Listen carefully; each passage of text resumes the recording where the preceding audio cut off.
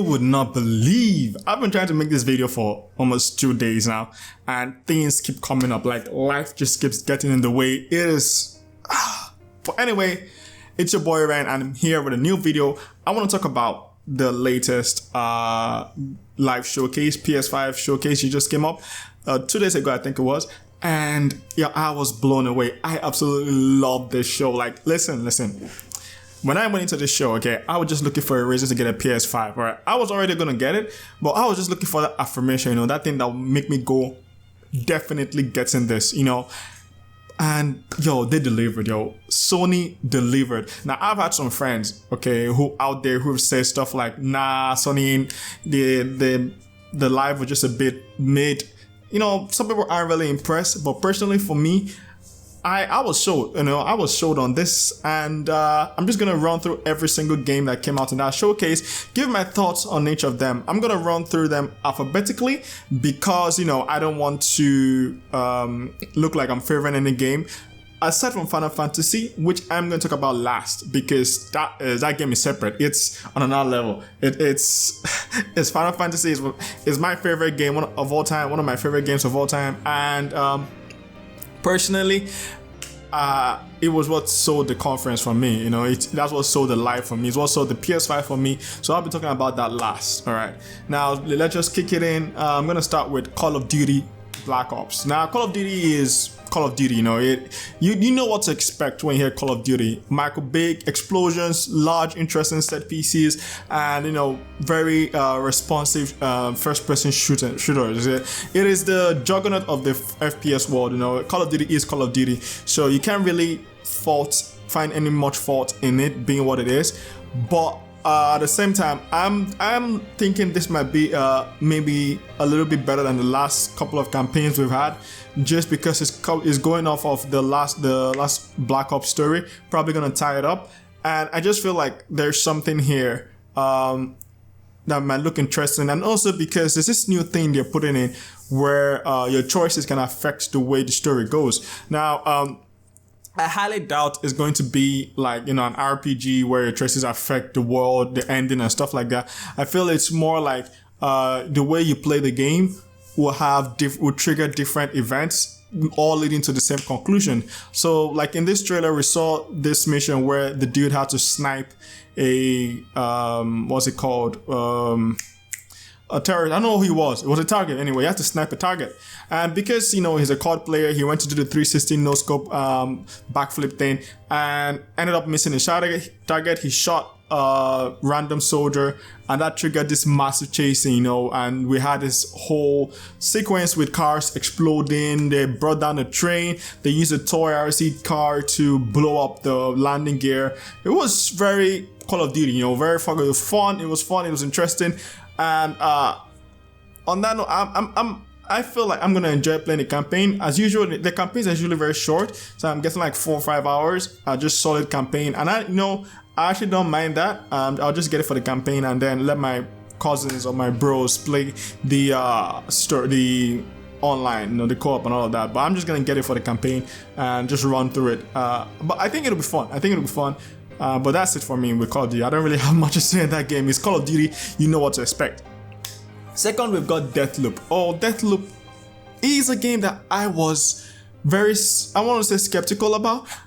It looked interesting in the first time they showed it, but I wasn't really sure how the mechanics worked, okay, because it looked like you have these 8 targets and you're supposed to kill. I was wondering if it's like there are 8 levels, if you like Hitman kind of style, where you have 8 levels and then you have to choose how you kill each person.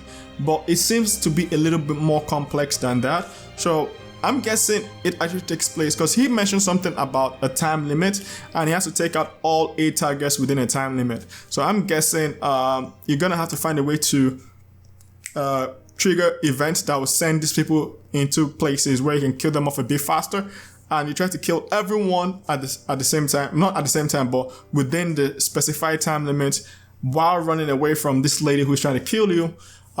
In that aspect, I think it might be interesting. I think it's a very interesting way to go about it, because you could go in guns blazing just to kill everyone, or you could try to sabotage certain things in certain places to make sure that these people are in certain areas later on, and then you can, kill as many of them as possible. So I don't know if the time limit is talking about is something hard baked into the game. Like if you start up the game, they tell you have 24 minutes to kill everyone, or if it's just one of those things where it's like conceptual, like he's saying that he has a time limit, but you don't really feel the time limit in the game itself. That'll be something interesting to see later on. But I am excited for the game. The game looks fun.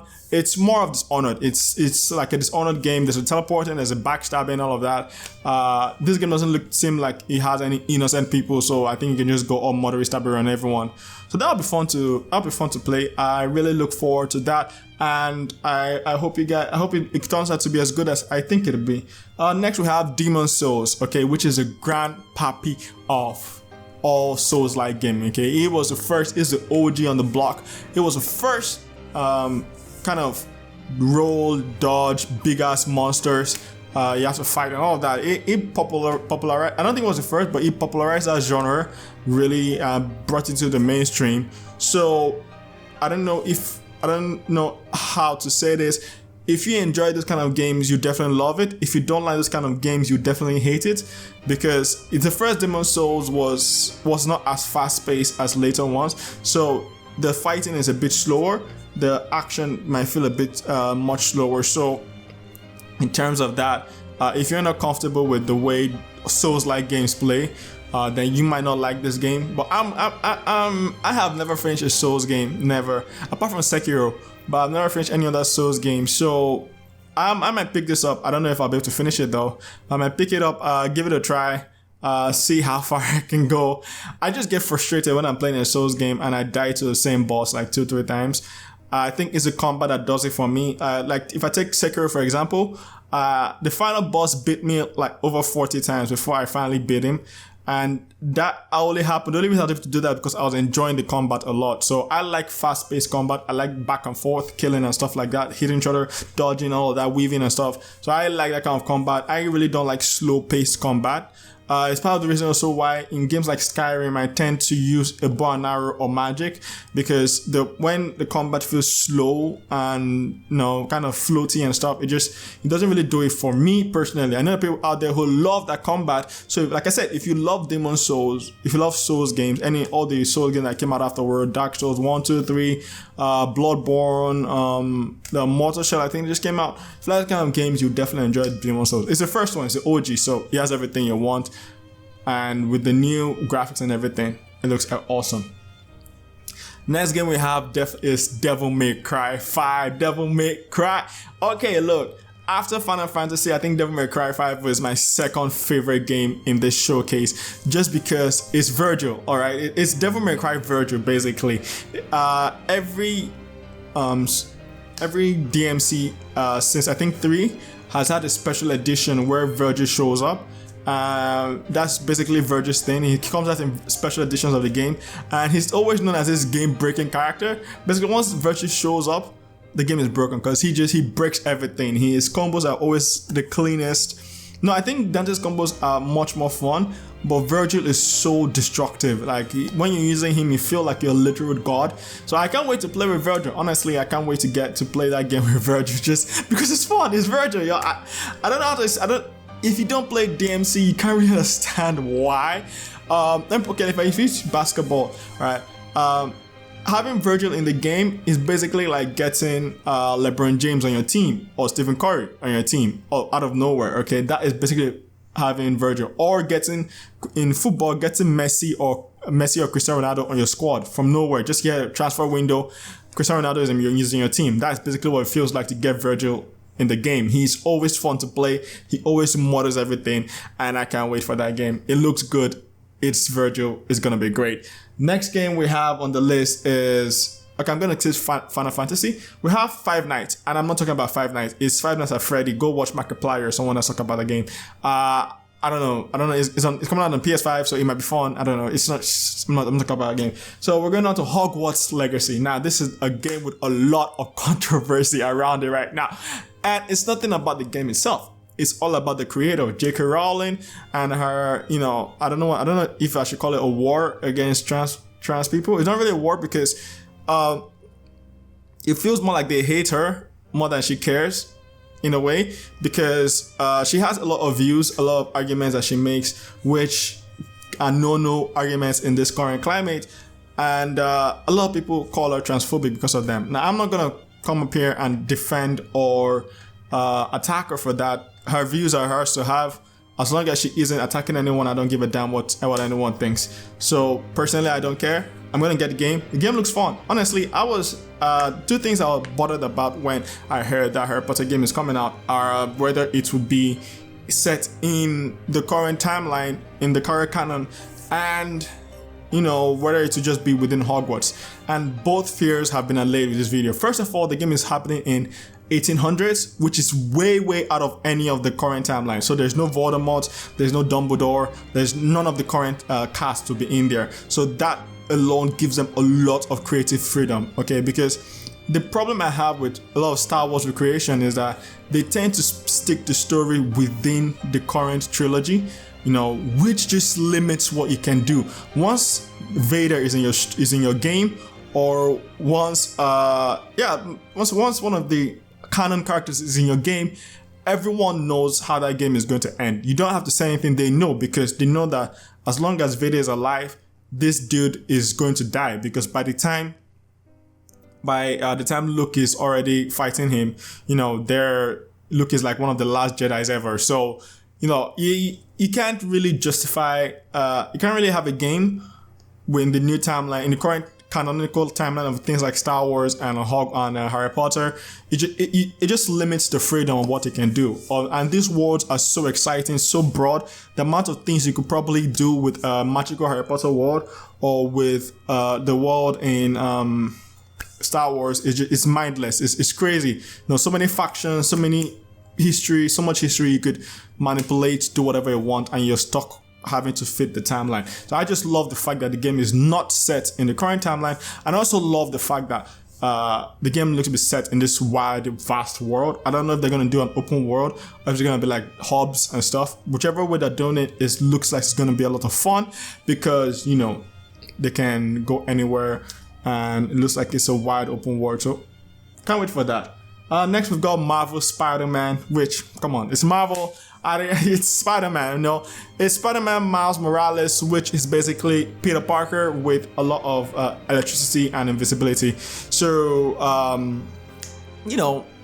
if you enjoyed Spider-Man PS4, which is one of my games of this generation, then you are definitely getting Spider-Man Miles Morales, okay?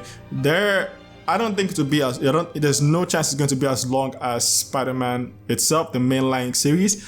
Especially because they're still working on Spider-Man 2 right now. So probably I'm thinking maybe 8-10 hours, maybe 15 hours at most of gameplay that you can enjoy.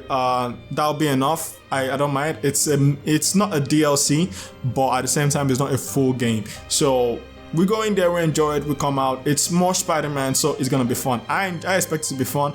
I just hope they don't go I know that people have said that the lady in the mask is probably his mother. I don't see that happening. I really hope that's not what happens, because his mother is such a good character, and in the comics she is one of the major things that drive him. So I don't want them to go that route. I don't think it will even make sense. But it'll be interesting to see who she is. Spider-Man, they have this habit of making the villains close to the main character.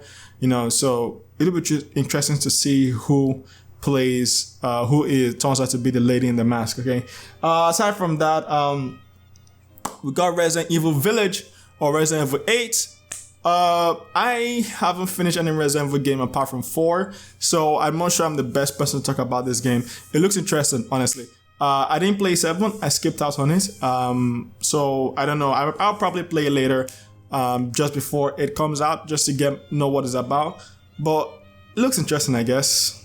I don't know. I didn't see enough gameplay to really know what is going to go on in the world, but they seem to be set in this kind of hidden area with these hidden mountains with werewolves, and we have some monsters as usual. And interestingly, there's some normal humans in this world, in this area too. Regular humans, not affected or anything. So it would be interesting to see what they want to do with this Resident Evil Village, what the lore is in there. This seems more like a game I would enjoy watching someone else play and learning the story than playing myself. I don't know. We'll see. Like I said, it wasn't one of the games that really intrigued me just because I'm not really the biggest Resident Evil fan. If you are, I'm happy for you. Now, with all that said, let's go on to my game, the game that I love, the game that made me go, oh, okay. I'm talking Final Fantasy XVI. Final Fantasy XVI. It is the, oh my god. Listen, okay, let me tell you something. I got my first Final Fantasy game of Final Fantasy X2. Lovely game, I enjoyed it. It was on the PS2. It was again introduced me to Final Fantasy, and after that, I didn't get to finish X2 because my the CDs I was getting, pirated by the way, always got cracked. So I was never able to finish the game. It always left this bitter taste in my mouth. So later on, I got the PSP, and no, I'm trying to remember. I think I got the PSP and got Crisis Core first, then got Final Fantasy 12. I can't remember the order. I think it was 12 first, which I finished and I really enjoyed. I've played that game over 3 times. I really love that game. But Crisis Core was what sold me on Final Fantasy. That was what made me go, I am buying every Final Fantasy game to ever exist from now on. Okay, so I got 12. I played Crisis Core, lovely game. And then I played 13, 1, 2, and 3. 13.1 I didn't really enjoy. 13.2 I loved. A lot of people really hated it. That's fair. 13.3 was it was alright. It wasn't that great. It was just alright. Okay. Then 14 came out, which was I was actually part of the first people to buy that game. So I experienced the hellish trash that was the first version of that game. It was so bad that they had to kill the entire game and give it a rebirth, which is why you see Final Fantasy called A Realm Reborn. They had to trash the entire game, even within the story itself, and restart the game all over. So that was fun. New Final Fantasy 14 right now, one of the best MMOs out there. I'm not big on the subscription model kind of thing, but for the amount of content they put out and the classy DLCs that they put out, I mean, the DLCs are real class. The stories are excellent. I can kind of get behind the subscriptions that they use. So in terms of that, Final Fantasy XIV, one of my best MMOs ever. I play it from time to time. I'm not a big Final Fantasy fan. Sorry, I'm not a big MMO gamer like that. But I play every now and then. I just put it on, play it for, let's say, 35 hours a day, and just go off. It's a fun game. I always go back to it. Then 15 came out. Now, 15 is a very polarizing game. A lot of people don't like 15. That's fair. That's fair. Personally, I loved that game. I loved 15. It was one of the most heartfelt games I had played in a long time. I remember I almost cried at the ending, okay? I almost shed tears, and there aren't many games that can do that to me. So I almost shed tears at the end of that game. So when Final Fantasy 15 finished, I was just looking forward to the next one. I was just hoping 16 wouldn't drop the ball. And when 16 was announced, oh my god. First things first, they learned their lesson. They didn't make this game with some CGI trailer from nowhere that no one knows when the game's gonna come out. This game trailer came in engine, okay? So you could see that I think they're using the art style from the Final Fantasy 14 rather than 15. But I don't know if they might be using the engine they use for 15, but they're making the art style 14's art style, which for some people is a big turn off after coming from the just visual fidelity of 15 that was just mind-blowing. But at the same time, because I've been playing Final Fantasy 14 for a long time, I'm used to it. I like it a bit. I like it, you know. The faces are a bit flat, but it's something they can fix, you know, later on and everything. I love the combat. The combat is excellent. It is, you know, I've always felt that Final Fantasy, they've been tweaking their combat since the beginning, trying to find a sweet spot between having that JRPG feeling and having satisfying combat, okay? Gone are the days where you can have all this turn-based combat. I mean, not like you can't have turn-based combat, but they're almost, should I use the word, wasted even when you're having high graphics in your game, okay? They usually don't look so good with a game with very high graphics. RTS games, sure. And what I noticed that RTS games use more like sprites or small this is, you know, non-really high graphic stuff. It looks weird when you're having this high graphic thing and then you have to wait in line to fight. It doesn't look as good. So in that sense, I understand why they've been pushing for more responsive, quick time combat, and I personally am all for that. Especially this last one, the combat in this was so good, so fluent, so I don't know, so dynamic. And then you saw that you could use several combos. We saw when he uses Phoenix Swing to raise this guy in the air. Then he was chaining different moves together. We saw quick dodges. I think we saw some parries here and there. So it's a very dynamic combat, and it makes sense because the person who is working on the combat is actually used to work on DMC. So it makes sense that they're going for this very fluid combat, and I'm all for it. I can't wait to see what they do. You know, if they make the combat just a fraction of how fluid and how fun and how dynamic DMC's combat is, then we've got a gem in our hands, boys and girls. All right, I think I've been talking for a while. It's over 20 minutes, I think. But yeah, it's been good. I enjoyed this game. I enjoyed this showcase. Sorry. I really hope you guys did too. You guys go grab yourself pre-order if you can. I missed mine because I was late. So I'm just gonna wait a couple weeks, try and get the next round. Hope the scalpers aren't going crazy and get that too. You know, I live in Nigeria, so this isn't easy for me. But you know, whatever. It is what it is. All right. I think that's it for me. I think that's all I have to say in this. I hope you all have a nice day. You know, I hope you all enjoy yourselves, and I hope you all get your PS5 pre-orders in. I'll be making a video on the Harry Potter Hogwarts controversy and my thoughts on it very soon. See you all in the next video. This is Ran, signing out. Bye.